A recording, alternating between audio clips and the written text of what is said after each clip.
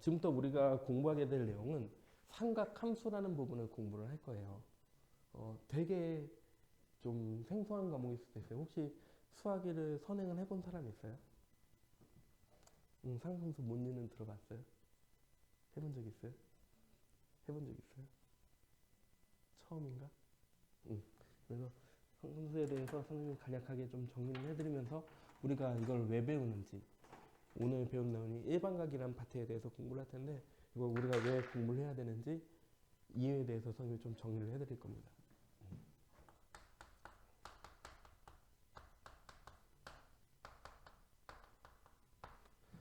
삼각함수는 삼각이라는 것을 이용해서 함수를 구성을 해서 삼각함수라고 합니다. 여기서 말하는 삼각은 어떤 거냐면 삼각형에서의 삼각 B를 배웠던 적이 있어요. 삼각 B,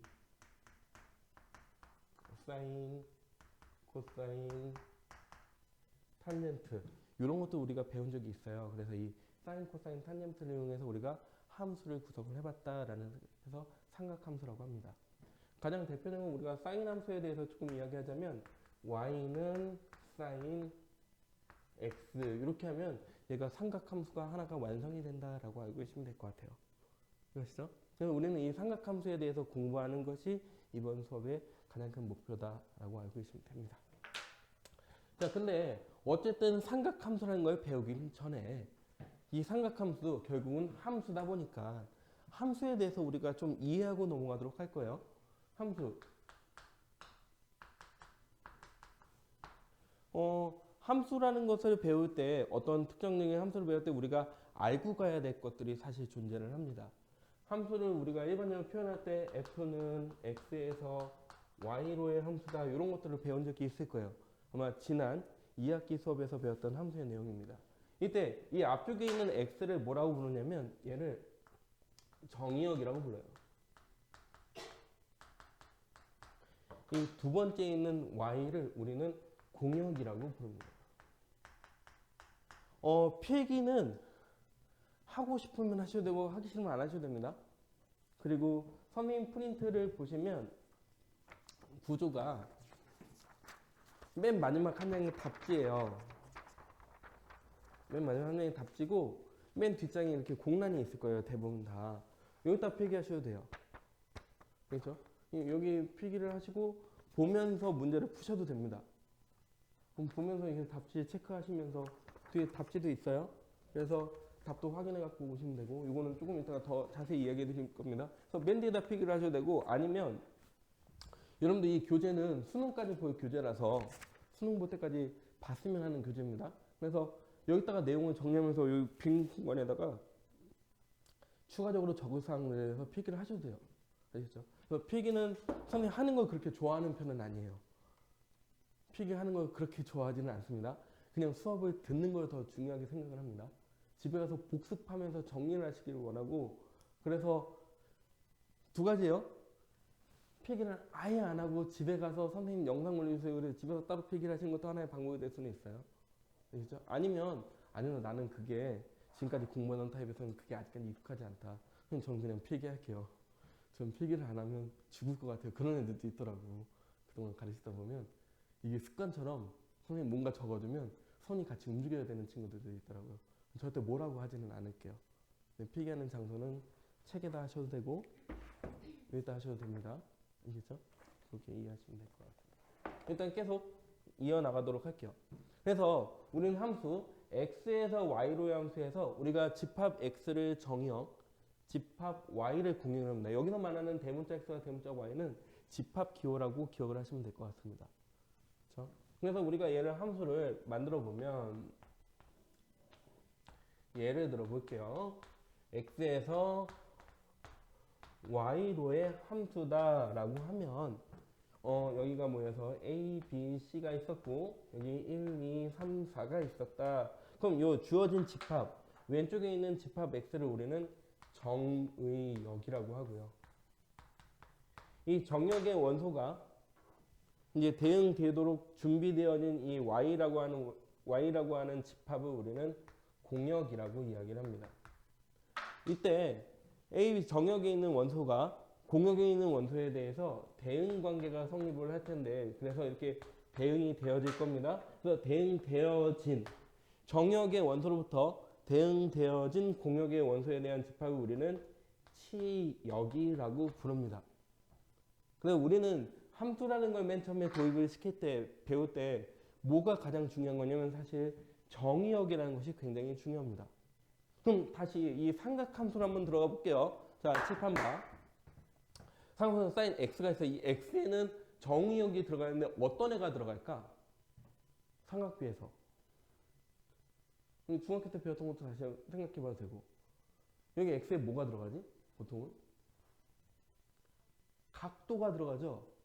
사인 60도, 사인 30도 이런 각도가 들어간단 말이야. 맞죠? 맞아요. 예, 각도가 들어가요. 근데 각도가 들어가려고 생각을 해보니까 문제가 사선 문제가 하나 생겨요. 어떤 문제가 생길까? 여기는 각도고 얘는 그럼 y는 결과는 수가 만들어지죠. 실수가 만들어지죠. 30도를 넣었더니 2분의 1이 만들어지더라. 이런 내용들이 생기기 시작을 합니다. 어쨌든 그럼 이 정역에는 뭐가 들어갈 거다? 각이라는 것이 들어가야 되는데 그럼 이 각에 대해서 우리가 알아야 될 거 아니야. 맞죠? 그래서 이 정역에 대해서 다시 한번 정리하고자 하는 것이 지금 여러분들 지금 보고 있는 일반각. 그렇죠? 그리고 일요일 날은 이번 주 토요일 날 죄송해요. 이번 주 토요일 날은 이 일반각이라는 것을 다시 호도법이라는 걸 이용해서 새로운 수의 체계로 변환을 시키는 방법에 대해서 배우도록 할 겁니다. 그래서 지금 일반각과 호도법 제 첫 단원에서 우리가 알고자 하는 건 뭐냐면 이 삼각함수에 뭘 배우는 거다? 정의역을 배운다라고 기억을 하시면 될 것 같아요. 이해되셨죠? 앞으로는 이렇게 함수 관련돼서 전 관련에 필요한 내용들이 있으면 선생님이 계속해서 정리는 해드릴 겁니다. 잘 이해가 안 가거나 모르는 것이 있으면 계속해서 이야기하시면 돼요. 지울게요, 이 부분은. 자, 그러면 이제 우리가 뭘 배울 거냐면 일반각이라는 걸 배울 거다. 근데 이 일반각이 뭐라고 했었냐면 이거는 필기를 옆에다 해놓으시면 돼요. 삼각함수에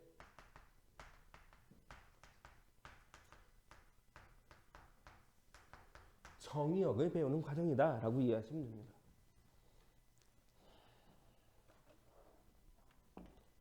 그냥 책에다가 정리를 해놓으시면 되죠.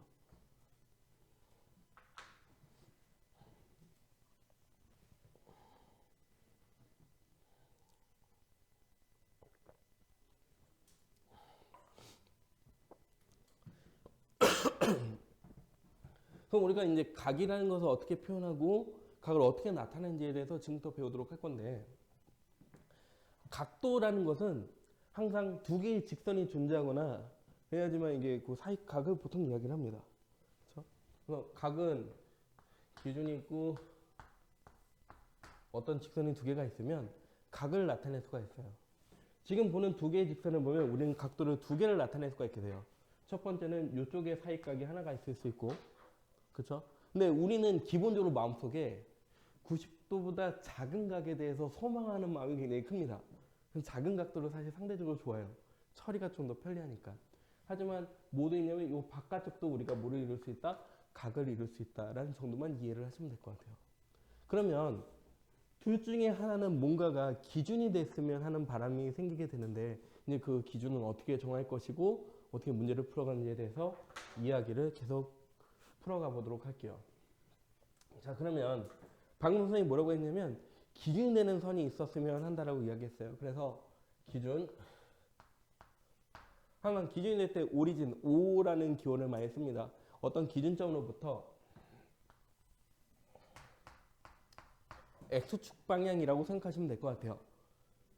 그 좌표평면에서 보면 우리가 보통 평면좌표를 나타낼 때 기준점이 있고 X축과 Y축이 있죠. 지금 여러분한테 표기해 드는 게 뭘 얘기하냐면 요 중점으로부터 X축 방향으로의 요 직선이라고 생각하시면 될 것 같아요. 우리는 얘를 반직선이라고 이야기합니다. 직선은 그냥 무한히 뻗어나가는 걸 직선, 어떤 기준점으로부터 한쪽으로만 뻗어나가면 반직선이라고 하는데, 그래서 이 반직선 OX라는 것을 기준선으로 잡는데 이 이름을 뭐라고 이름을 지을 거냐면 시초선이라고 이름 지을 겁니다. 아시겠죠? 이 이름이 뭐라고? 시초선. 시초선이 아니라 시초선. 아시겠죠? 시초가 내는 선이다. 시초선. 자, 이때 이제 각도를 나타내려면 여기에 하나의 직선이 더 필요하겠네요. 그쵸? 각도를 나타내는 이렇게 하나의 직선이 더 필요할 거야. 기준점은 여기 5에다가 고정시킨 다음에 얘를 회전을 시킬 겁니다. 알겠죠? 그래서 이렇게 해서 하나의 직선을 더 움직이게 하도록 할 거예요. 여기 그래서 하나의 직선을 더 만드는데 이때 이 직선은 얘를 기준으로 이렇게 계속해서 뺑글뺑글 돌 수 있는 직선이라고 생각하시면 돼요. 그렇죠? 그래서 움직인다라는 표현에 의해서 우리가 얘를 뭐라고 부르냐면 얘는 동경이라고 부릅니다. 움직일 동자, 바늘 경자 써서 움직이는 바늘이라고 생각하시면 돼요. 마치 시계바늘처럼 움직인다 그래서 동경. 이 동경은 어떤 임의의 점 P라는 점을 바라보고 있을 거라고 가정을 한번 해봅시다. 그렇죠? 그래서 우리는 얘 이름을 동경 OP라고 그냥 부르게 돼요. 이때 시초선으로부터 반시계 방향으로 이루는 각도를 우리는 뭐 예를 들어서 세타라고 하면 얘가 플러스 방향의 각도다라고 기억을 하시면 됩니다. 아시겠죠? 근데 선생님이 아까 무슨 얘기를 했었냐면 요 사이각만 존재 아니라 반대편으로도 각도가 있을 수 있다고 했죠. 그래서 시초선부터 반대편을 이루는 각도 이렇게도 각도가 많은데 얘는 음의 방향의 각도다라고 알고 계시면 돼요. 예를 들어서 요 사이 각도를 얘를 40도라고 이야기한다면 이 반대 방향 한 바퀴가 360도가 되니까 반대 방향은 얼마가 되겠어? 몇 도가 되겠어? 얘가 40도면 반대 방향은 몇 도? 마이너스 320도. 아시겠죠? 그냥 320도는 틀립니다. 뭐라고 한다고? 마이너스 320도. 이렇게 표기를 하기도 합니다. 같은 표현이라고 생각하시면 돼요. 알겠죠? 그래서 음의 방향, 시계 방향은 음의 방향, 반시계 방향은 우리가 양의 방향으로 각도를 나타낸다. 이 정도만 이해를 하시면 될 것 같습니다. 얘가 플러스, 얘가 마이너스. 됐죠? 이게 일반적으로 우리가 각도를 나타내는 방법이다라고 이해하시면 될 것 같아요. 자, 근데 여기서 그냥 각도를 나타내는 것이 아니라 일반 각이라는 걸 나타낸다고 해요. 이유가 뭐냐면 일반 각으로 각을 일반화시키면 어떨까라고 생각을 한 거야. 무슨 이야기냐면 각, 예를 들어서 지금 얘를 우리가 이름을 어떻게 할까? XOP라고 하는 애를 아까 선생님이 40도로 불러도 되고 마이너스 320도라고 칭해도 상관은 없다라고 이야기했잖아요. 그쵸? 얘네들 같은 각도라고 이야기했어. 근데 우리가 이렇게 생각할 수도 있어요. 만약 얘가 한 바퀴를 돌고 와서 그래서 이렇게 한 바퀴를 돌고 와서 그 다음에 이만큼의 위치에 있을 수도 있었던 거잖아. 그렇지 않을까? 동경이니까. 내가 얘서 이거 움직이는 바니까 내가 이쪽 끝을 빵 하고 때리면 뺑글뺑글 하고 돌다가 멈췄을 수 있겠지. 근데 몇 바퀴 도는지 우리가 알 수 있을까 없을까? 없지. 근데 그게 중요한 것이 아니라 현재 어느 위치에 놓여 있느냐가 더 중요하다는 거야. 얘는 40도라고 표현할 수도 있지만 마이너스 320도라고도 할 수도 있고 뭐라고 할 수 있냐면 400도라고도 할 수도 있겠죠. 한 바퀴를 돌고 와서 돌아왔다고 한다면 다 같은 위치에 있다라는 거야. 누구랑 기준이 되는 시초선과 동경 사이에 이루는 각도는 변화가 있다 없다? 변화가 없다라는 거죠. 그럼 우리가 얘를 일반각으로 표현하고자 했던 거예요. 그래서 따라서 이런 각도를 그러면 어떻게 같다라고 나타낼 수 있을까를 고민을 하다가 기준이 되는 각도를 항상 360보다 작은 이 40도를 기준으로 해서 이 각을 나타내면 어떨까라고 생각을 하게 된 거예요. 그래서 여기 보이는 마이너스 320도는 뭐랑 같냐면 마이너스 360도 곱하기 마이너스 1에다가 40도를 더한 거랑 같고 여기 있는 이 400도라는 거는 뭐랑 같냐면 360도에다가 1을 곱한 후에 40도를 더한 거랑 같잖아.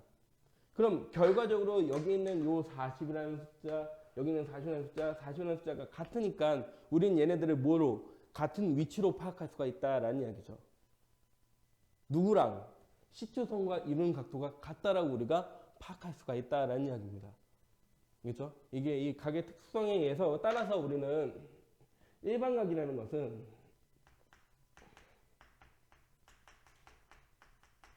어떤 임의의 각도를 나타낼 때 얘는 읽을 때 우리가 보통 세타라고 읽습니다.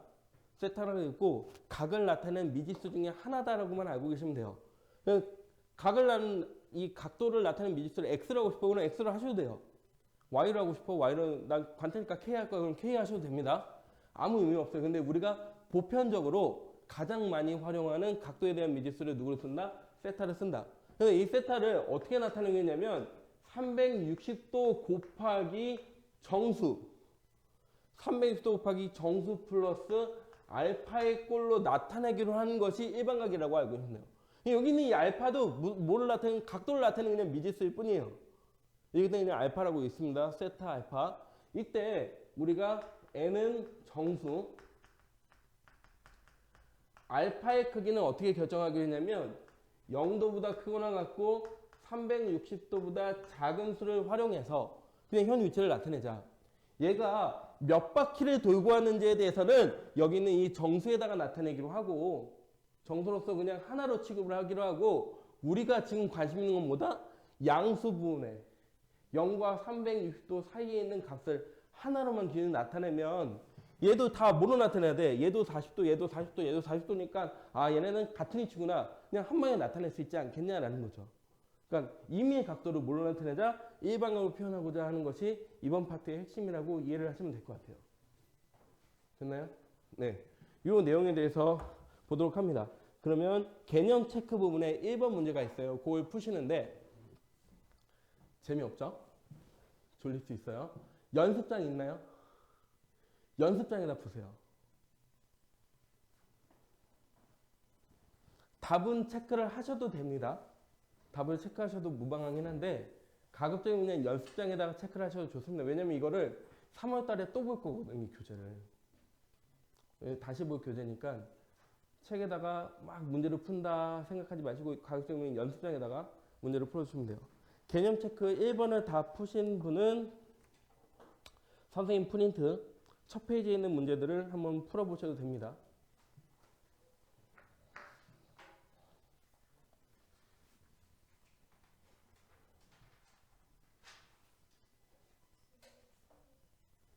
네, 히터를 올릴게요. 아이고.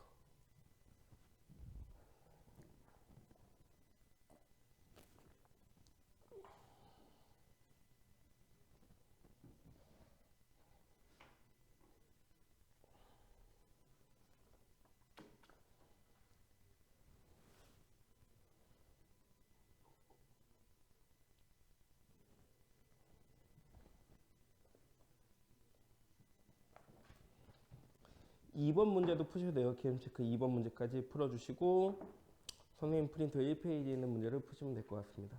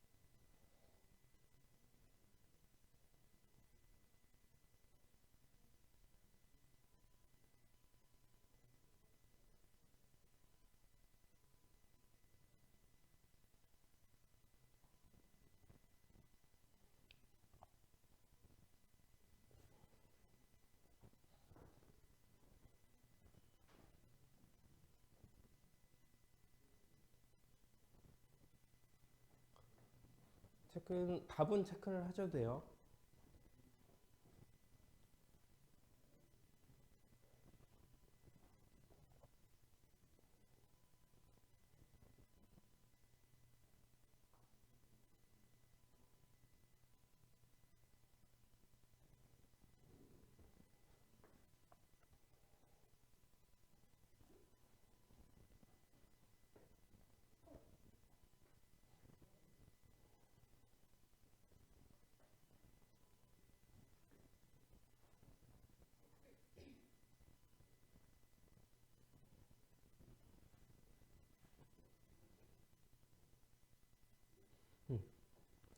이거를 어떻게 나타내는 거냐면 이렇게 나타내는 게 아니라 430도.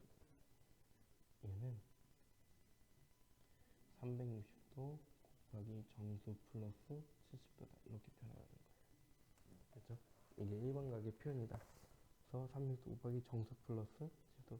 이때 얘를 굳이 얘는 n이 1일 때이긴 하지만 진짜 아까 이야기했듯이 얘가 몇 바퀴를 돌아다가 멈춰있는지 우리는 모르는 상황이기 때문에 그냥 정수로서 나타낸다. 곱하기 n. 1이라고 표현 안 하고 그냥 n이라고 표현하기로 약속한다. 그리고 n은 정수 이렇게 써주시면 돼요. 손에 아까 썼던 것처럼 n은 정수 해주시면 돼요. 자, 선생님이 한번 해주세요. 이게 처음 표현할 때 조금 헷갈릴 수 있거든. 이 430도라는 거를 어떻게 나타낼 거면 360도 곱하기 정수 플러스 70도. 얘는 정수 이렇게만 써주시면 돼요. 이게 일반각의 표현. 굳이 n에다가 1을 넣지 않는 이유는 뭐냐면 얘가 지금 나타내는 430도의 각도지만 몇 바퀴 돌다가 멈춰서 이 자리에 있는지 우리가 모른다라는 거지. 현재 위치가 430도인 것처럼 보인다라는 거야. 이해갔지? 응. 요게 답이에요. 그렇죠?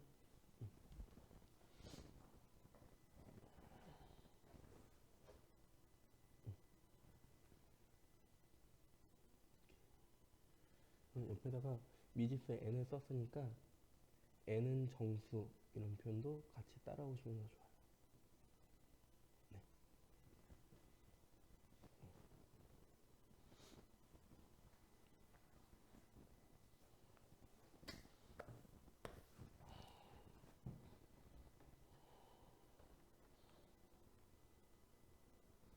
문제를 다 푼 사람은 선생님 프린트 첫 페이지에 있는 문제를 풀어보셔도 돼요. 그리고 잘 이해가 안 가거나 하는 게 있으면 이야기하셔도 되고요. 책에 있는 개념 체크는 1번하고 2번만 풉니다. 네. 상관없어요. 그럼 이제 이 마이너스 200도를 알고 싶으니까 우리가 할 수 있는 게 뭔지만 생각하면 돼요.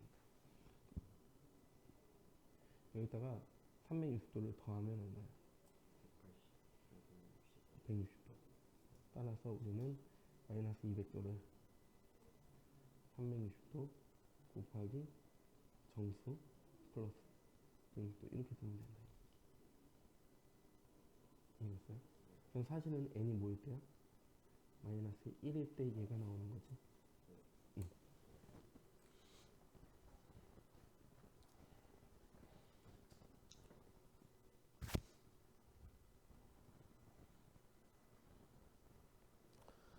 그리고 선생님 프린트에 있는 문제는 연습장에는 안 푸셔도 됩니다.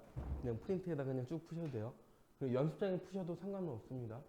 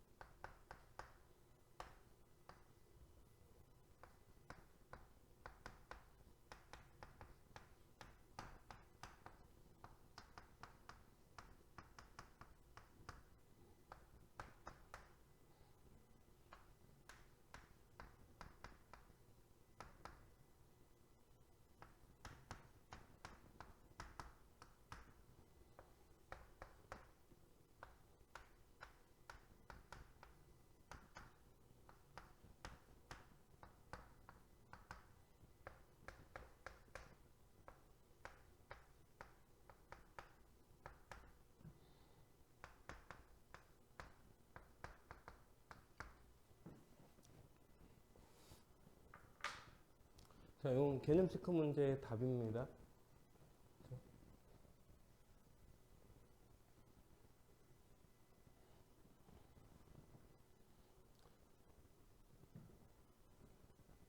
책에다가 채점을 하셔도 되고요. 아니 나는 그냥 뭐 굳이 채점하는 거 귀찮다 그러면 안 하셔도 되고요.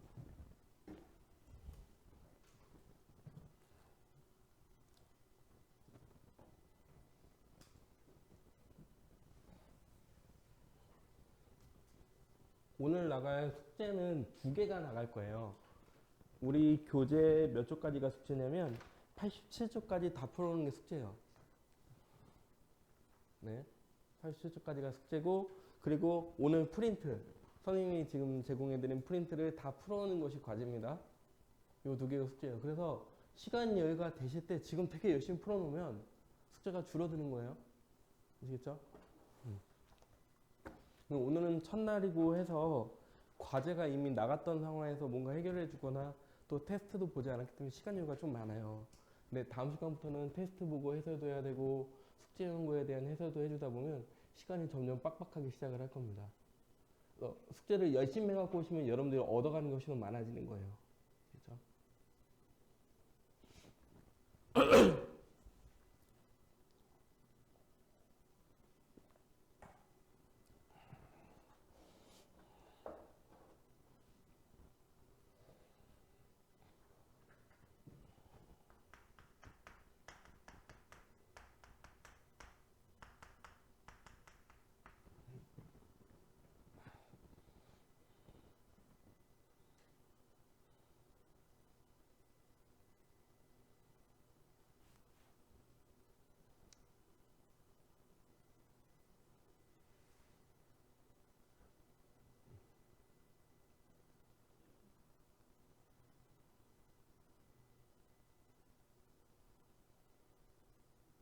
세팅에 다 풀면 이야기하고.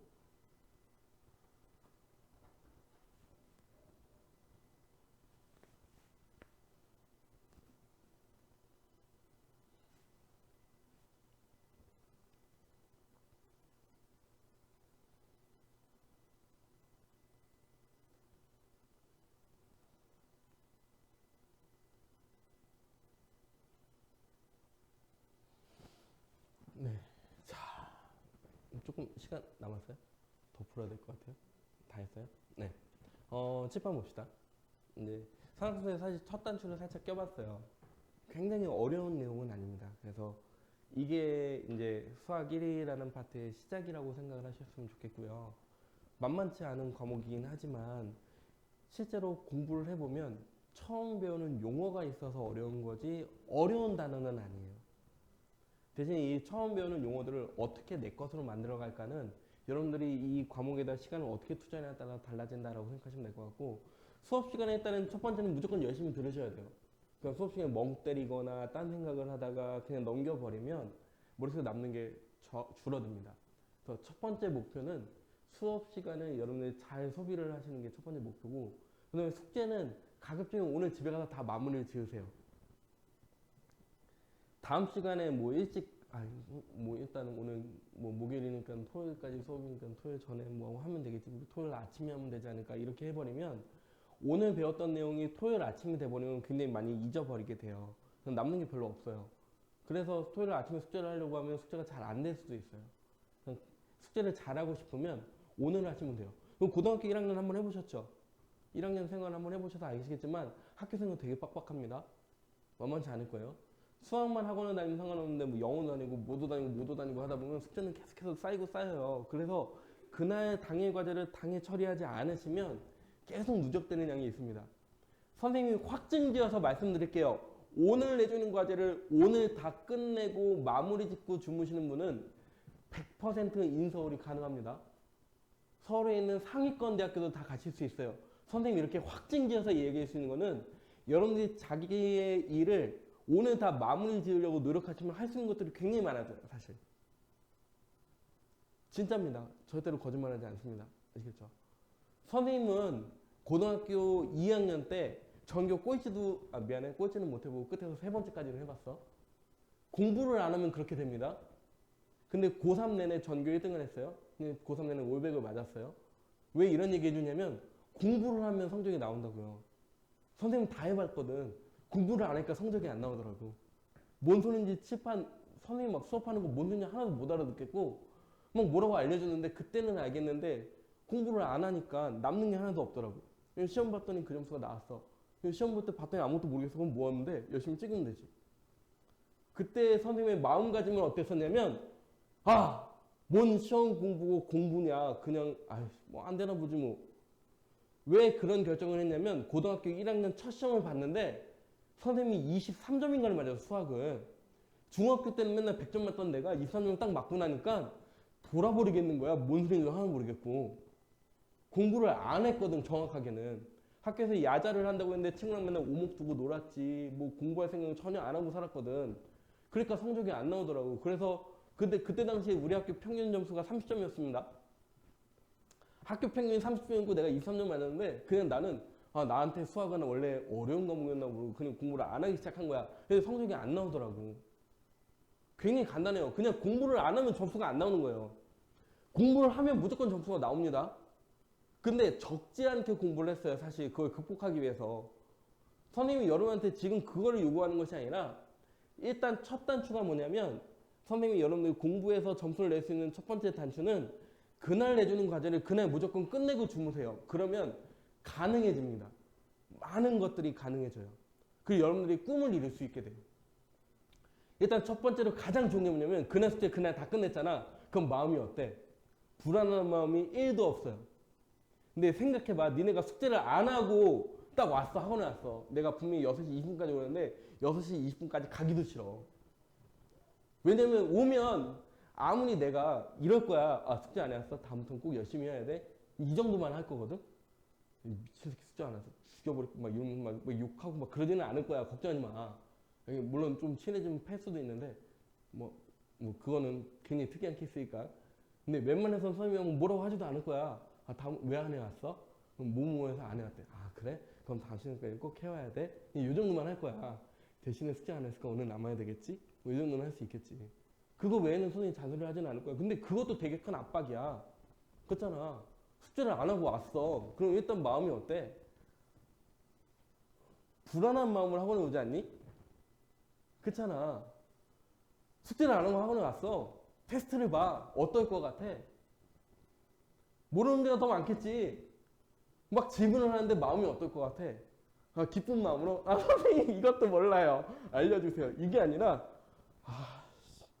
이것도 질문하면 선생님 또 뭐라고 생각하실까? 이거 분명 내가 지난 시간 배운 건데 불안한 마음으로 질문한단 말이야. 그러니까 수업 시간에 앉아있는 내내 뭐에 마음이 편안할 수가 없어요. 그러니까 배우는 것도 뭐 건성공 배우다가 그렇게 끝나버리는 거야 그냥. 근데 열심히 하는 사람은 마음속에 자신감이 생기고 그렇잖아? 공부를 다 해갖고 왔으니까 테스트를 봤는데 모르는 문제가 있어. 그럼 좀 더 당당할 수 있어. 왜냐하면 선생님 분명히 이거 수업 시간 안 해줬는데 선생님 이거 제가 잘 모르겠는데요? 그럼 당연히 그냥 물어보면 되거든? 그렇잖아? 근데 그렇지 않은 사람은 항상 마음속에 이걸 질문을 해 말어. 나는 모르는 문제이긴 한데 분명히 지난 시간에 해준 것 같기는 한데 이렇게 돼버리는 거야. 그럼 부담을 갖고 인생을 살게 돼요. 그러지 말라고 하는 거예요. 근데 이게 여러분들 인생에 굉장히 중요한 모멘텀이 될 겁니다.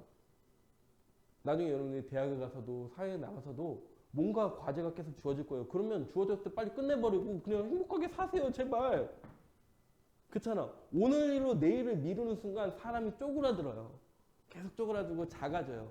자신감이 부족해져요. 다른 사람한테 당당하게 나가지 못해요. 웃지를 못하게 되는 거예요, 인생은. 근데 숙제를 다 하는 사람은 그냥 행복하게 살 수 있어요.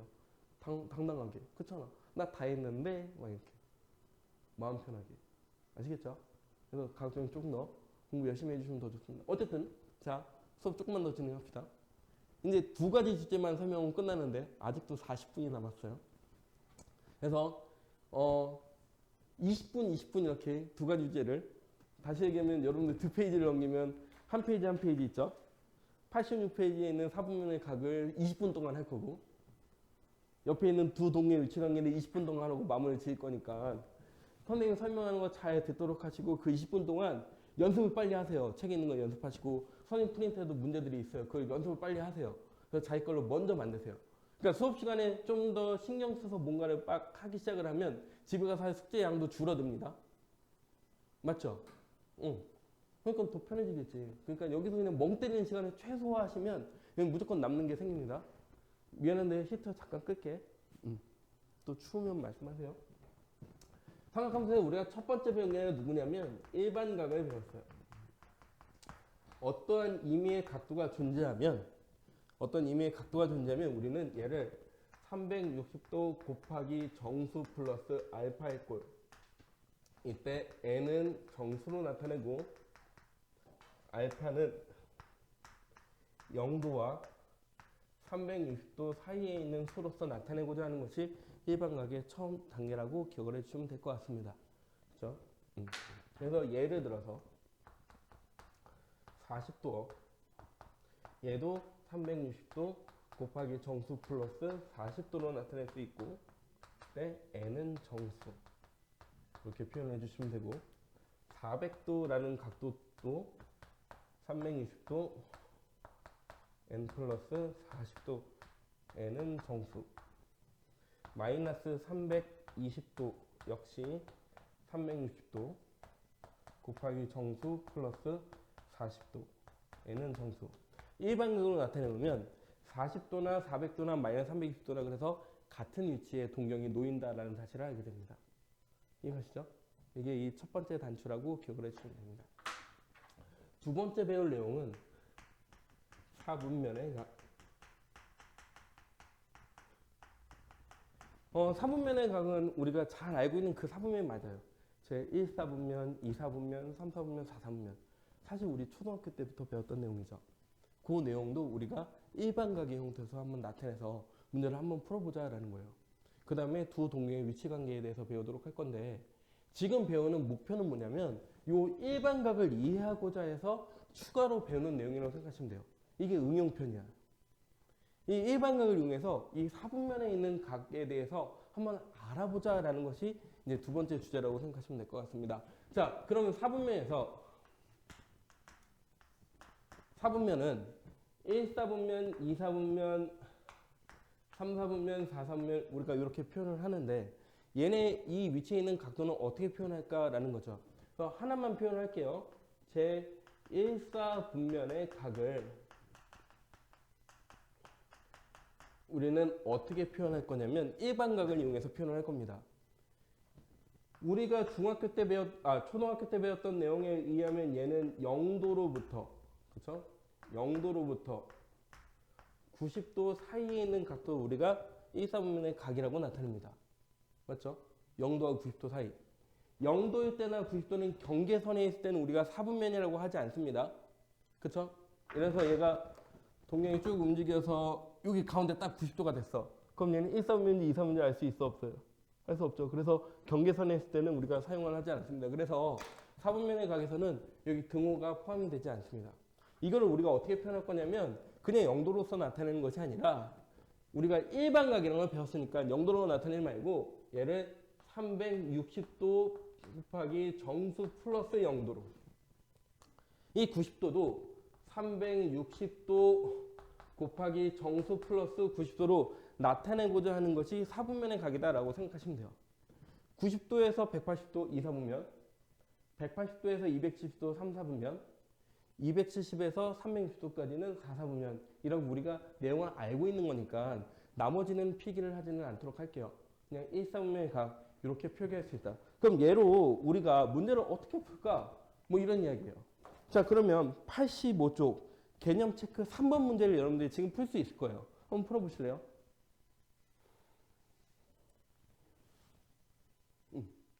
개념 체크 3번 문제를 지금 한번 풀어보세요.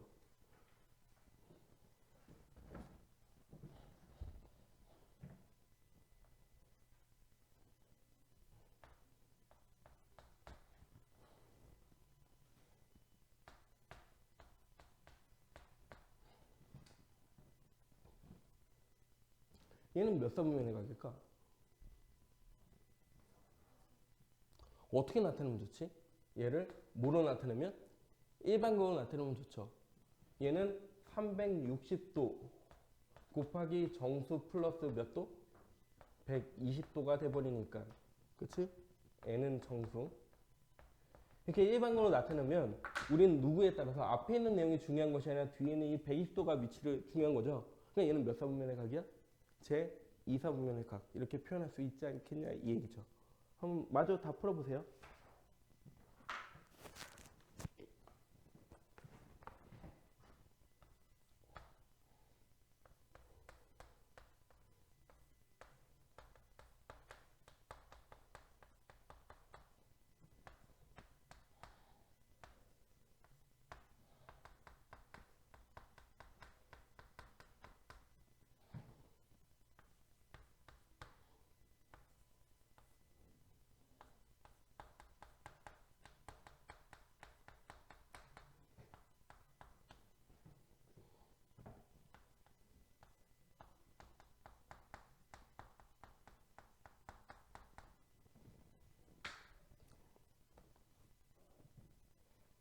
답은 왼쪽에다 적어놨습니다.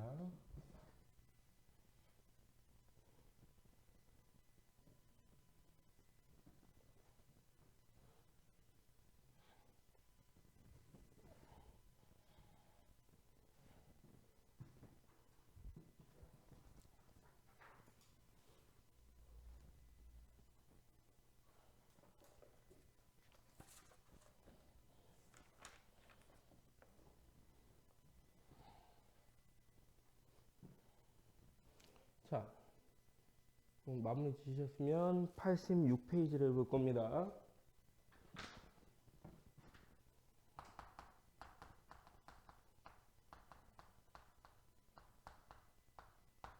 자, 그럼 이 사분면의 각을 이용해서 실제로 우리가 나타내는 문제는 어떤 형태가 만들어지는지, 일반각 관련돼서 그냥 사실 학교 시험에서 뭐 일반각을 구하시오 이거는 조금 그렇잖아. 막상 해보니까 진짜 별게 전혀 없죠. 그래서 이 일반각과 관련된 파트에서 나오는 문제들이 어떤 형태들이 나오는지를 우리가 대략적으로 한번 추론을 해본다라고 알고 계시면 됩니다. 미리 말씀드리는데 좀 미안하긴 하지만 아까 우리 시험 범위가 지수함수로부터 삼각함수 중반까지가 중간고사 시험 범위예요. 사실 그 안에 내용이 굉장히 많습니다. 그래서 지금 여러분한테 보여드리는 이 내용은 시험 문제에 거의 출제가 되지는 않는 편이기는 해요. 간혹가다 사분면 관련되어서는 물어보거나 할 때가 있어요. 그래서 혹시 아까 답을 혹시라도 여러분 적어주실 때 제 2사분면이나 그냥 2사분면을 적으시면 점수 처리를 안 되는 경우도 있어요. 이번에 여기 오태실 공부했던 친구 중에 어떤 애가 있냐면 이게 서술평가 10점짜리 문제인데 내가 항상 제 붙이라고 했는데 제 안 붙였다고 10점이 날아가는 친구도 있어. 그렇죠? 약간 귀찮다라고 하더라도 적을 건 다 적어주셨으면 좋겠습니다. 사분면 표현할 때 서수예요. 위치를 나타내기 때문에 세 번째라는 뜻에서 제자를 꼭 붙이게 돼 있어요. 아시겠죠? 서수라서 우리가 앞에 제를 붙인다. 그래서 제2사, 제3사분면, 제4사분면 이렇게 표기를 합니다. 물론 선생님도 풀다 보면 수업 시간에 하다 보면 귀찮아서 그냥 4사분면하고 그냥 끝내고 넘어갈 때도 있어요. 그냥 근데 가급적이면 표기를 하실 때는 정확하게 표기를 해주시면 더 좋습니다. 자, 일단 필수 예제를 보면서 문제들을 좀 몇 가지 확인할 텐데 미리 말씀드렸던 이유는 뭐냐면 이 부분이 시험 문제에 굉장히 중요하게 다뤄지는 파트는 아니기는 해요. 하지만 우리의 지금 목표는 뭐냐면 일반각이 뭔지를 알고자 해서 지금 이 문제들이 만들어졌다라는 정도만 이해하셨으면 좋겠습니다. 그래서 두 가지 문제 형태들을 보고서 끝내는 겁니다. 필수의 첫 번째는 4분면의 각에는 나타내는데 문제가 뭐라고 나냐면 세타가 1사분면의 각이래요.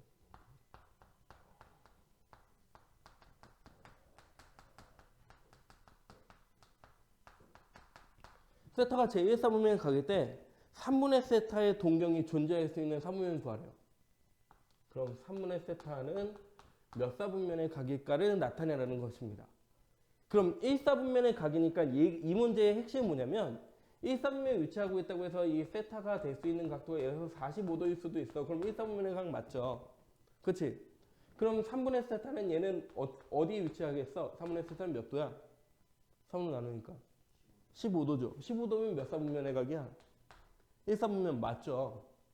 근데 얘가 알고 봤더니 이 세타가 한 바퀴를 돌고 왔던 애야.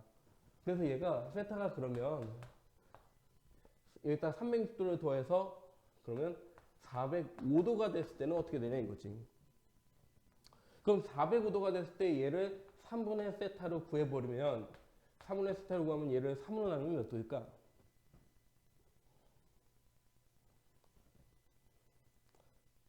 미안해요. 135도 맞아요?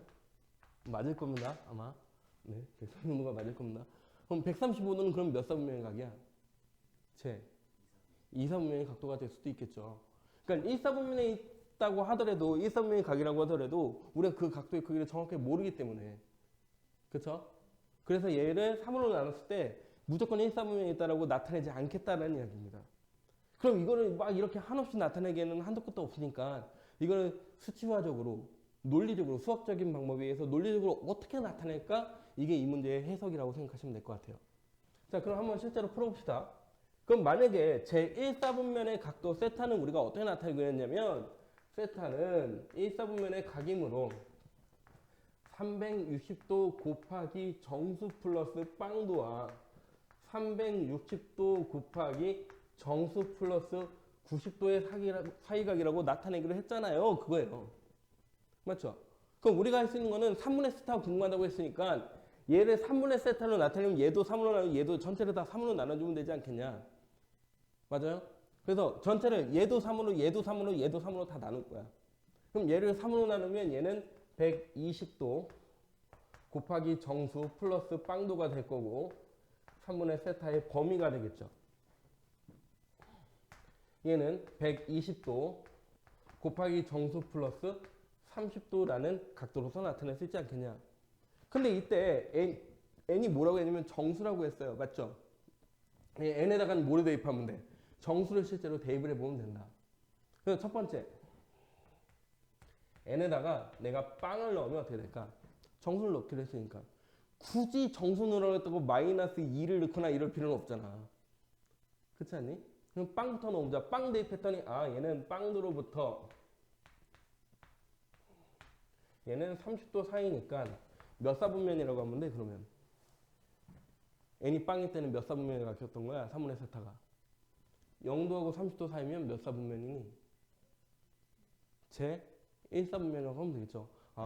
얘는 제 1사분면의 각이었구나. 그럼 두 번째 n에다가 내가 1을 한번 대입을 해봤어요. n에다가 1을 대입하면 120도와 120도하기 30도간 150도 사이가 되겠네요. n이 1일 때는 120도와 150도 사이의 각도가 될 거고 그럼 얘는 몇 사분면이라고 할 수 있을까? 그렇죠? 제 2사분면. 얘는 제 2사분면에도 넣을 수 있겠네. 지금 답을 수학적으로 증명해 나가는 과정이라고 생각하시면 돼요. 다음 세 번째. 얘네다 뭐 넣으면 될까? 0 넣고 1 넣었잖아. 그럼 그 다음에 뭐 대입하면 좋을까? 2. 좋았어. 얘네다가 2를 넣었어. 그럼 어떻게 되니? 얘네다 2 대입하면 240도와 몇 도 사이? 그럼 몇 사분면이에요? 그쵸? 자, 그 다음에 얘네다 뭐 넣으면 될까? 대답하기가 싫어지지. 그치? 이해되나? 그 다음에 얘네 뭐 넣을까?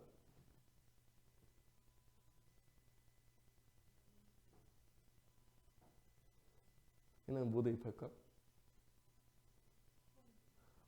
얘네는 3 한번 대입해 봅시다. 그럼 어떻게 돼요?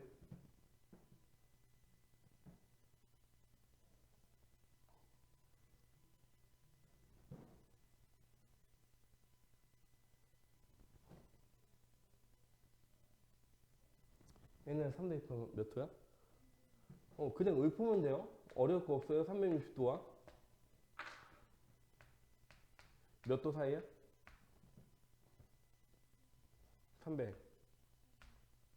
390도 사이죠? 그럼 몇 사분면일까?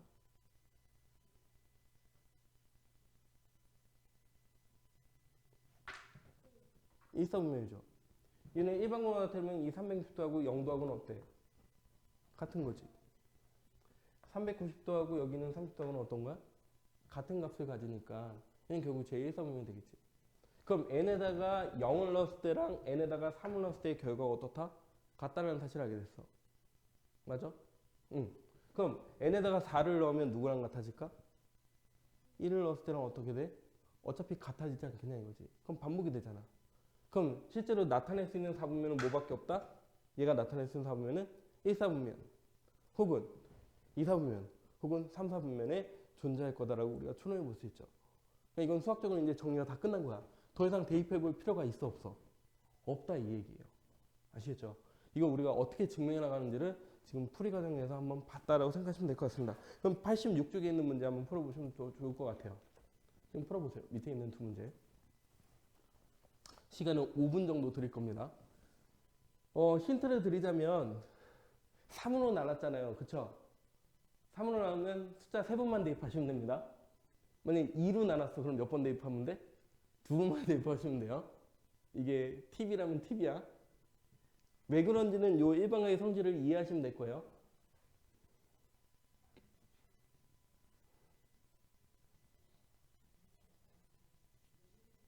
밑에 있는 예제 두 가지 한번 풀어보세요.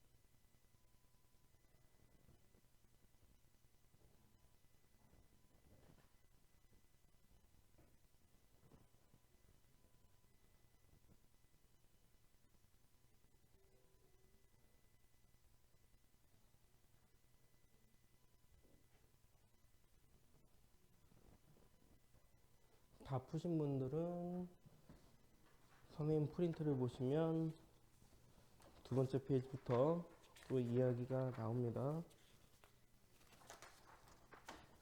6번부터 문제를 한번 풀어봐 주시면 됩니다.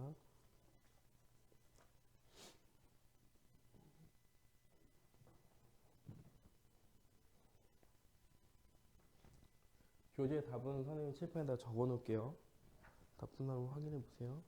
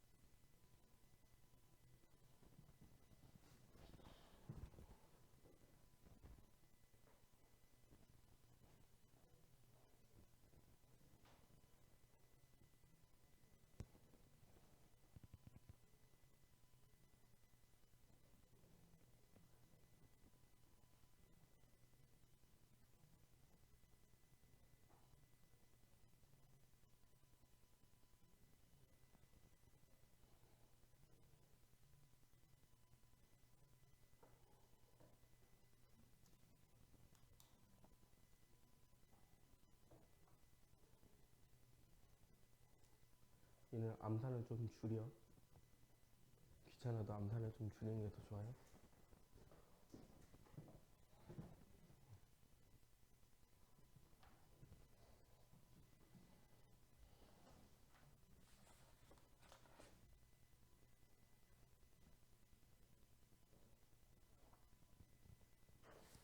프린트 6번부터 문제가 4사분면의 가계에 대한 이야기예요. 풀어보시면 되고.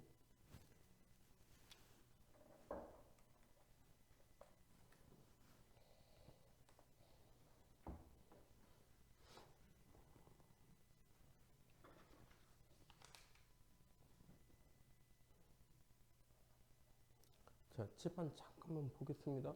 대충 다 푸신 것 같긴 한데. 얘는 다 풀었니? 아니야? 응, 이거 그냥 같이 보자. 응. 선생님은 어떻게 푸는지 실제로 한번 봅시다. 아까처럼 이렇게 풀려고 하면 약간 귀찮을 수 있어요. 왜냐면 다 적어야 되니까. 근데 4분면의 각만 요구한다. 그럼 답만 구하는 방법을 한번 보여드리도록 할게요. 3세타가 4사분면이라고 한다면 세타를 나타내야 되는데, 그쵸? 그럼 이 3세타는 당연히 0에서부터 90도 사이의 각도가 될 거고, 맞죠? 4사분면이니까 270도부터 360도가 될 거고, 됐죠? 째려보더라고. 자, 아무튼 근데 여기다 플러스 뭐 해주겠어? 어차피 360도 곱하기 정수는 넣을 거잖아. 근데 어차피 얘를 몇으로 나눌 거예요? 3세타가 돼서 세타를 구하시고 몇으로 나눌 거 어차피 3으로 나눠서 3번 대입할 거잖아. 이게 핵심이잖아. 3으로 나눠서 3번 대입할 거예요. 그럼 3으로 나눴어. 이건 신경 안 써도 된다 이거야. 3으로 나누면 어떻게 될까 이거야. 3으로 나누면 4사분면의 순간 270에서 360도니까 270을 3으로 나누면 90이 돼버리고, 맞지? 응. 얘는 몇 도가 될 거야. 신경도 쓰지 마. 그럼 얘는 세타는 90도보다 크면 몇 사분면이야? 이건 신경 쓸 필요도 없다니까. 90도보다 크면 몇 사분면이야? 2사분면이잖아. 그냥 제 2사분면. 이것도 볼 필요도 없다 이거지. 그러면 360도를 3으로 나눴을 거잖아. 그럼 몇 도를 더하겠어? 120도 더해서 되게 어려운 문제가 아니라는 거예요. 지금 여러분한테 안내해드린 거는 알고는 되게 쉬운 문제라는 거예요. 120도만큼 더 할 거잖아, 계속해서. 그럼 일단 110도 더하면 어떻게 돼? 이 세타는 120도 하면 몇 도야? 210도가 되겠지? 얘는 210도보다 클 거다 이거야. 그럼 몇 사분면일까? 210도보다 클 거야. 210도보다 큰 애들은 대충 몇 사분면에 있어? 대략적으로 3사분면에 있지 않겠냐 이거지. 그 다음에 또 몇 도 더하겠어? 또 110도 더하지. 그럼 얘는 여기다가 120도 하면 몇 도야? 330도보다 큰 애가 되겠지. 그치? 그럼 얘는 몇 사분면일까? 제 4사분면.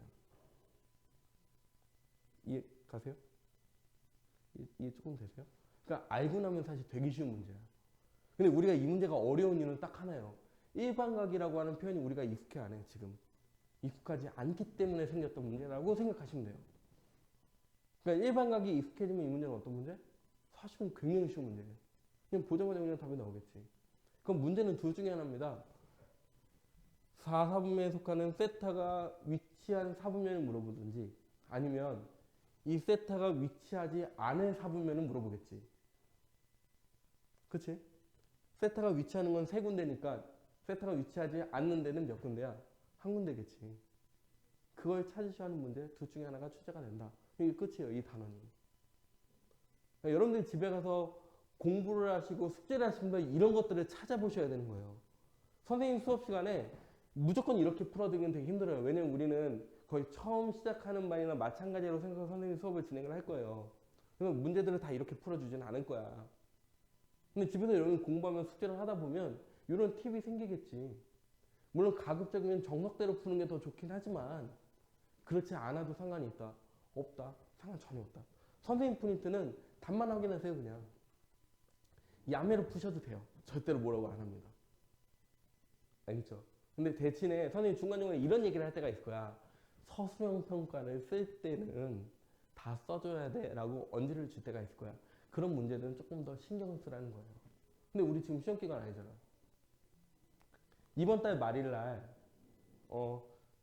이번 달 말쯤에 원래고사라는 걸 볼 거예요. 우리가 이번 달 동안 배웠던 내용들을 한번 총력 테스트를 한번 봅니다. 답만 봅니다. 물론 풀이 과정을 보고서 가산점을 주기도 해요. 가산점은 적어주시면 더 좋긴 합니다. 근데 어떻게 풀었는지만 보면 돼. 이렇게 풀었어도 선생님이 절대 뭐라고 안 해. 아, 얘는 그럼 오히려 공부를 더 잘하네라고 생각해. 이렇게 풀면 아, 얘는 그냥 이 내용을 제대로 파악하고 있네 이렇게 생각을 하겠지. 뭐 얘 이따위로 풀었어 그리고 점수를 깎지는 않겠다는 거야. 여러분들이 점수가 좀 좋아 그러면 얘는 바로 반 이동을 할 겁니다. 2원으로 가시면 돼요. 2원 평균이랑 점수가 2원 평균의 점수가 잘 나오면 무조건 2원을 올려버릴 거예요. 아시겠죠? 2원의 평균 정도는 점수가 나와야지 윗반을 올려주니까. 그래서 만약에 우리 3명이 아니 우리 반 4명이 다 2원 평균 다 점수가 잘 나왔어. 그럼 다 2원으로 가면 돼. 그럼 이 두 반 사라지는 겁니다. 2원 반만 남는 거예요. 순 차이가 없는데 그냥 묶어 수업하면 되잖아. 7명 수업한다고 문제될 거 없잖아. 원래 우리 반 예정 인원이 14명이 맥스라고 했었잖아요. 맞죠? 그래서 상관없어요. 근데 알고 봤더니 우리 반 평균이 2원보다 점수가 예를 들어서 평균 점수가 한 20점이 더 높게 나왔어. 이름을 바꾸면 돼요. 우리가 2원, 쟤는 2투. 근데 담임이 바뀝니다. 큰 의미는 없지만. 이해 가시죠? 그러니까 문제 푸는 거에 대해서 여러분 조금 더 고민해 보라고 한 번 더 말씀을 드린 거예요. 어려운 문제는 아닙니다. 이거를 어떻게 풀기도 하냐면 이렇게 풀기도 해요. 자, 칠판 봐요. 선생님 프린트에 몇 번 문제를 보면 9번 문제를 보시면 돼요. 9번 문제.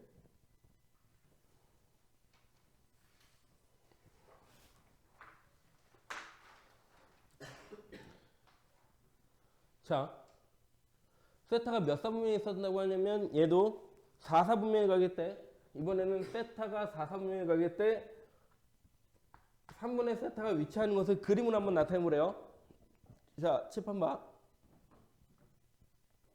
4사분면이니까 제 4사분면의 각도는 270에서 360이 될 거고 얘를 3으로 나누게 되면 얘는 90에서 120도의 각도가 되겠죠. 그쵸? 그럼 이렇게 적어주면 돼. 여기 90도. 띠리리띠띠 여기 90도 이렇게 딱 적어주면 여기 있겠지. 90도. 그치? 응. 그 다음에 이 각도에다가 물론 얘도 체크해주면 얘도 120도니까 120도는 대충 여기쯤 있겠죠. 30도 지나면 110도. 120도 이렇게 있을 거야. 근데 얘 두 개를 동시에 굳이 적지 말고 노란색부터 시작하는 거야. 90도에다가 몇 도를 더할 거야 이제. 3으로 나눴으니까 몇 도를 더해준다고? 그러니까 3으로 나누면 몇 도를 더할 거라고? 120도 맞아요? 그럼 얘가 90도니까 여기다 120도 더하면 몇 도야? 이 노란색에다가 120도 더하면 90 더하기 120은 몇 도? 200? 210도. 그럼 대충 여기쯤에 있겠지. 대략적으로 위치 알 수 있잖아. 210도에다가 또 120도 더하면 어디니? 210에다 120도 또 더하면 330도. 어디쯤에 있겠어? 여기쯤 있겠죠? 왼쪽으로 있겠죠? 여기가 30도, 여기가 60도 되는. 이렇게 있지 않겠니? 그치? 그럼 아까 얘가 몇 도라고 했냐면 얘가 120도짜리야? 120도짜리야? 그럼 여기다가 120도 더하면 240도. 근데 어차피 얘하고 얘 차이가, 이 간격 차이가 30도니까 30도 차이 나게 그냥 그리면 돼. 30도 차이 나게 그리면 돼. 이게 30도 차이 나는 여기 있겠지, 여기 이렇게. 맞아요? 그러면 이 부분은 색칠한 게 답이지. 여기랑 여기랑 여기. 됐어요? 그럼 답이 몇 번? 이 문제 답 몇 번? 몇 번? 이러면 틀린 거야. 5번이 답이래. 그럼 선생님 막 돌아버리는 거지. 왜 5번이 답이지? 그치? 그 3번이 답이잖아. 아니야? 이래놓고 와서 다음 시간에 와갖고 선생님 이 문제 모르겠는데요? 왜 틀렸는지? 이러면 돼, 안 돼? 안 된다. 그래서 뒤에 보면 뭐가 있어? 답지가 있어요. 맨 뒷장 넘기면 아까 답지 있었죠? 답지는 어떨 때 쓰는 거냐면 집에서 열심히 이렇게 푸셨어요. 근데 내가 맞는 것 같아. 지금도 5번이 마치 맞는 것 같아서 5번이라고 답을 했잖아. 채점을 해보라고. 그럼 틀릴 거 아니야. 분명히 틀렸을 거 아니야. 그럼 어떻게 해야 돼? 아, 틀렸어! 그럼 수업 시간에 질문해야지. 이게 아니라 한 번 더 보라고 왜 틀렸는지. 그러려고 선생님이 여러분한테 답지를 준 거예요. 공부를 하라고 답을 준 거지. 아, 다음 시간 숙제해야 되니까 답지를 딱 보더니 일단 막 답을 막 체크를 해. 일단 대충 푼 흔적을 막 남겨. 숙제했어요. 이러라고 하는 게 아니에요. 공부하라고 뒤에다가 답을 드린 겁니다. 풀어보시고 틀렸는지 맞는지 확인도 한번 해보시고 모르겠으면 그럼 뭐 하면 돼? 근데 이게 아무리 생각해도 나는 5번인데 왜 3번인지 모르겠어. 그럼 뭐 하면 돼? 카톡으로 찍 찍어서 선생님 이거 왜 3번인지 답을 모르겠어요. 보내세요. 그럼 선생님이 풀어주겠지 다시. 아 이건 이러이러해서 3번이에요. 이렇게 보내주겠지. 그럼 알게 된 거잖아. 그치? 그럼 누구한테 도움이 돼? 공부하는데. 내가 아니라 여러분한테 도움이 됩니다. 여러분들 공부하는데 도움이 돼요. 이거를 똑같은 문제를 수업 시간에 질문을 이렇게 했어요. 근데 알고 났더니 막 자기도 아차 싶은 거야. 자기 모른다고 선생님 분명 다음 시간에 오면 자 지금부터 질문 받을게요. 그럼 이 프린트에 있는 문제들 막 질문을 하라고 할 거예요. 그럼 막 질문을 하겠지. 그럼 선생님 막 이렇게 풀어주는데 대충 자기가 생각해서 어이없이 틀렸는데 질문한 거야. 아차 싶겠지. 그럼 대신에 선생님 이걸 풀어하는 과정 동안에 그 시간은 어떻게 돼? 소비를 해버린 거잖아. 그럼 선생님 손해가 아니라 누구 손해야? 우리 손해잖아. 맞죠? 내 손해가 아니라 우리 손해잖아. 우리 반 손해가 되잖아. 그렇게 만들지 않기를 바라는 마음에 한 번 더 말씀을 드리는 거예요. 그리고 그런 걸 줄이려면 어떻게 해야 돼? 가장 중요한 건 오늘 집에 가서 숙제를 마무리 지으셔야 돼요. 모르는 게 있으면 오늘 밤에 그냥 다 카톡 날리세요. 그럼 선생님 보통 새벽 한 3시에서 4시경 자요. 좀 일찍 자면. 좀 늦게 자면 아침에 해 뜨는 거 보고 잡니다. 그러니까 그 사이에 그냥 풀어서 보내드릴게요. 풀어서 다 보내드릴게요. 왜냐면 내가 근데 한 새벽 보통 일찍, 요새는 좀 일찍 퇴근하는데 좀 늦게 퇴근할 때는 1시 넘어서 퇴근하거든? 근데 학원에 있는 동안에 이렇게 딱 보내는데 이거 모르겠대. 그래? 이투입니다. 안녕하세요. 그래서 만약에 처음 모르겠대. 그럼 어떻게 하면 돼? 다음 시간에 여기 와서 이렇게 영상까지 찍어준다니까? 일단 핸드폰 이렇게 딱 틀어놓고 잘 봐. 풀어줄게. 이러면 풀어줄 수 있다니까. 그럼 걱정하지 마시고 그렇게 질문하셔도 됩니다. 책 혹시 사왔니? 안 사왔어요. 오늘은 일단 이걸로 봅시다. 오늘 지각을 해갖고 앞에 수업 진도를 좀 나갔어요? 자, 이제 마지막 주제 하나만 설명을 하고 마무리 지을 건데 이거는 좀 쉽지는 않아요. 근데 연습은 하지 않고 그냥 마무리 지을 겁니다. 그래서 여러분들이 집에 가서 꼭 연습도 해보시고 문제도 좀 풀어보셔야 되는데 굉장히 어려운 내용은 아니에요. 근데 이거는 암기를 동반해야 되는 내용이기 때문에 여러분들이 잘 따라오셔야 됩니다. 어디를 볼 거냐면 페이지 85페이지 두 동경의 위치 관계를 볼 겁니다. 책의 교재의 85페이지 두 동경의 위치 관계.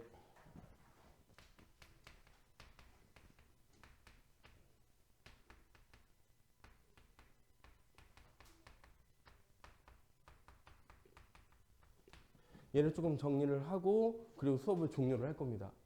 그러면 예제 문제를 풀지 않는다고 하더라도 여러분의 숙제가 어디까지라고?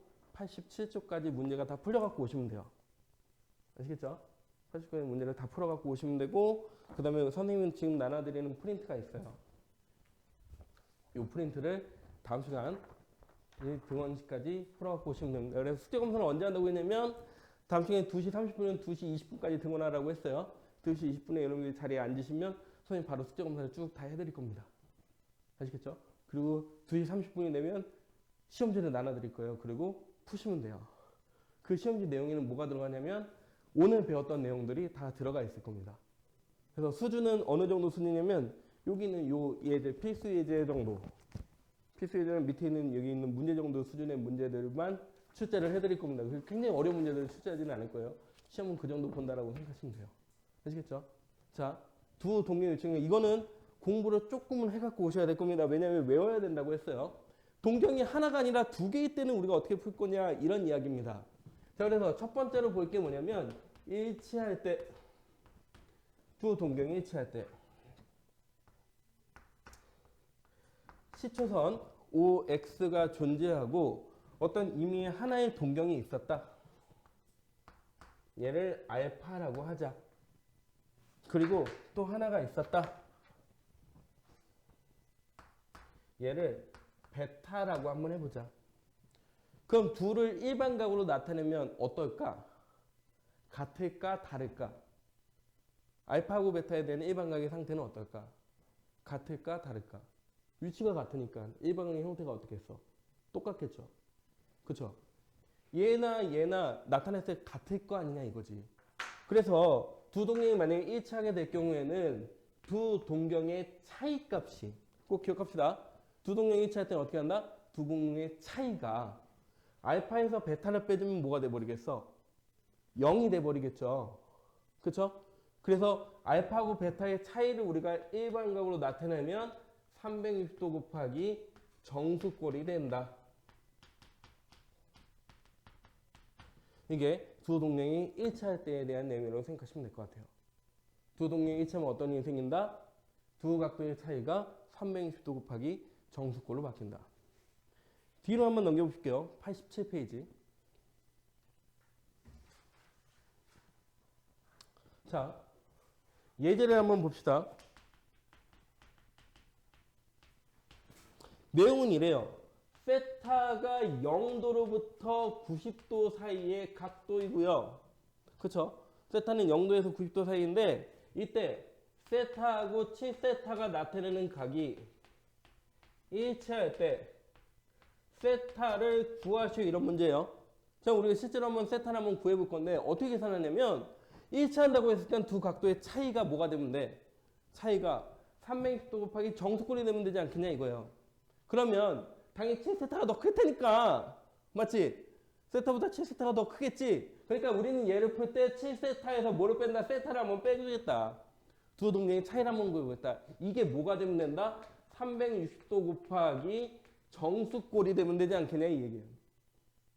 그냥 단순한 문제입니다. 그럼 7세타에서 세타를 뺐으니까 당연히 6세타가 얘가 될 거고 맞지? 그럼 6으로 양면 6으로 넣으면 세타의 범위는 60도 곱하기 정수로부터 60도 곱하기 정수가 돼버리겠네 세타가. 맞죠? 그럼 n이 뭐라고? 정수라고. 그럼 일단 정수로 대입해주면 되는 거지. 그래서 n에다가 근데 세타가 0도 90도 사이라고 했으니까 n에다가 0을 대입할 필요가 있어 없어?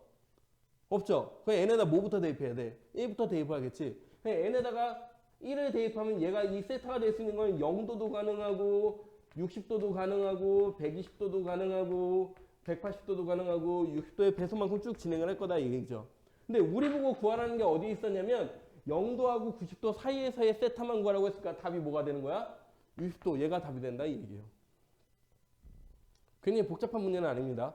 그럼 얘를 알기 위해서 우리가 알아야 될 게 첫 번째가 뭐냐면 두 동경의 위치 관계에 따라서 구해주는 공식이 있고 맞지? 주어진 식을 적절히 정리하면 뭐가 나온다? 답이 나온다. 그러니 그 답을 구할 때 주어진 범위 내에서 해를 구하시오 라는 문제가 됩니다. 이게 일반각의 두 번째 문제라고 생각하시면 돼요. 어쨌든 두 동경이 어떤 위치 관계가 성립이 되면 두 동경끼리 더했을 때 혹은 뺐을 때 일반각의 성질로서 다음과 같이 표현이 가능하다라는 이야기예요.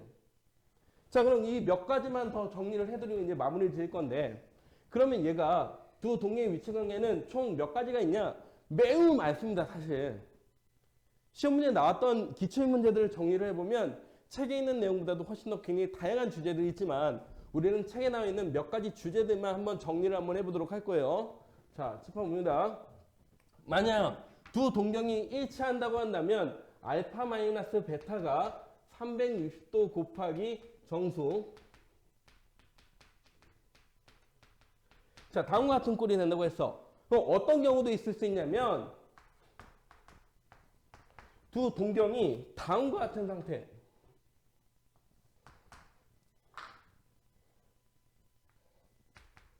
두 동경이 일직선상에 있는데 반대 방향을 바라보고 있을 때는 어떻게 되겠냐 이거야. 그러면 요값하고 요값이 같겠죠. 막곡지각이니까. 그치? 맞지? 그러면 얘를 알파라고 하고 얘를 베타라고 하면 알파에서 베타를 빼면 혹은 베타에서 알파를 빼면 몇 도가 생겨? 몇 도가 돼? 베타에서 알파만큼을 빼주면 몇 도가 돼? 180도만큼이 남겠지. 그치? 우리가 일반각으로 나타내는 보면 두 동경이 일직선상에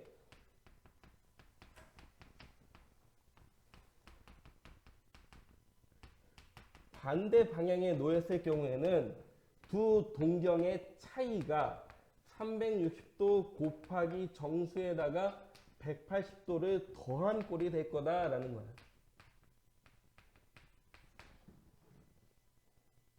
됐나요? 간단합니다. 이제 세 가지만 더 정리하고 수업은 종료할 거예요. 세 번째. 그럼 이 두 동경이 어떤 위치에 있을 수도 있냐면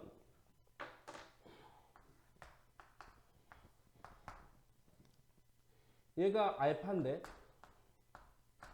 얘가 X축에 대해서 대칭일 수도 있다 이거야. 동경이. 베타가 이쪽에 있는 거야. 그럼 이 베타를 나타내는 각도는 요만큼이 베타가 되겠죠. 그치? 맞지? 근데 이때 어떤 일이 생기냐? X축에 대해서 대칭이 되다 보니까 요 각도의 크기하고 요 각도의 크기가 어때? 같죠? 대칭이 되니까.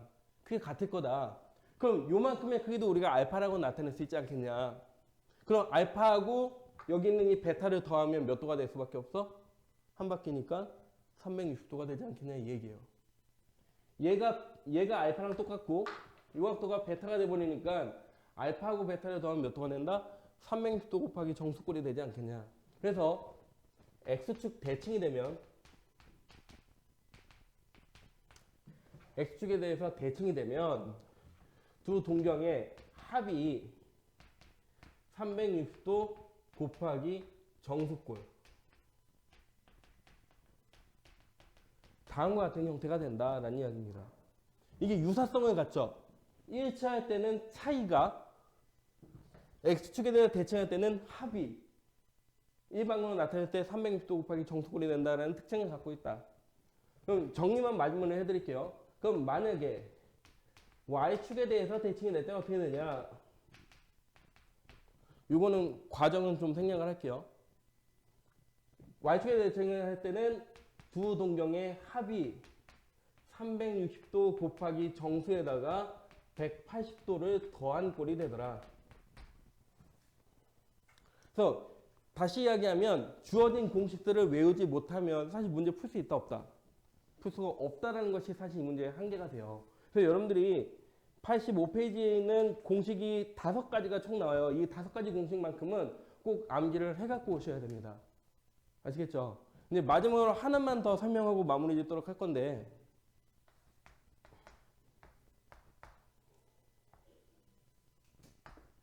만약 여기 y는 x라고 하는 직선에 대해서 대칭일 때는 어떻게 될 거냐 이 얘기예요. 자 그러면 어떤 동경이 여기에 알파라는 각도가 이렇게 있었어요. 얘가 알파. 이 y = x에 대해서 대칭이 되도록 여기에 베타가 있었다라고 한번 해볼까요? 이게 베타야. 그러면 이때 대칭이 돼 보니까 요 각도랑 당연히 요 각도는 어떻게 써? 같을 수밖에 없겠죠. 같은 각도를 나타낼 거다. 따라서 알파라는 각도랑 이만큼이 알파가 될 거고 알파랑 베타를 더하면 몇 도가 돼? 90도가 될 수밖에 없겠네요. 맞죠? 그래서 두 동경이 y는 x라는 축에 의해서 대칭해야 될 때는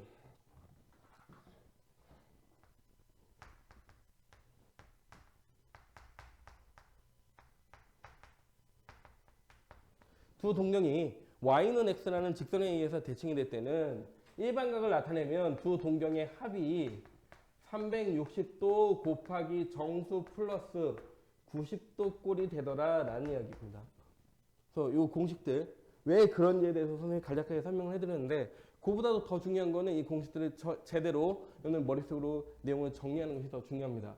물론 그런 것들이 이해가 잘 안 가거나 할 때는 다시 한번 왜 이런 공식이 만들어질 수밖에 없는지를 한 번 더 여쭤보셔도 상관은 없어요.